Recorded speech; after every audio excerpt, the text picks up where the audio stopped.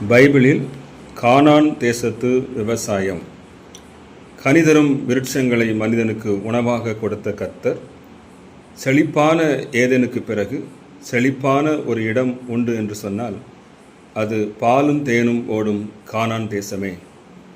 இந்த கானான் தேசத்தின் விவசாய விளைபொருட்கள் மற்றும் கானான் உணவு முறை.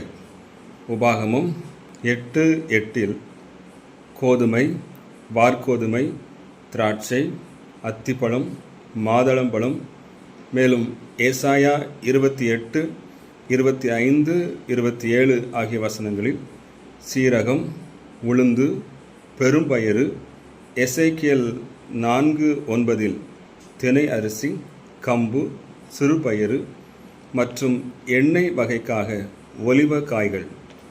மனித வாழ்வியல் வளங்களில் சீரான உணவு முறை அவசியம், கையாள வேண்டும். இந்த சிறந்த உணவுகளை தாராளமாக கொண்டிருந்த நாடுதான் கானான் தேசம்.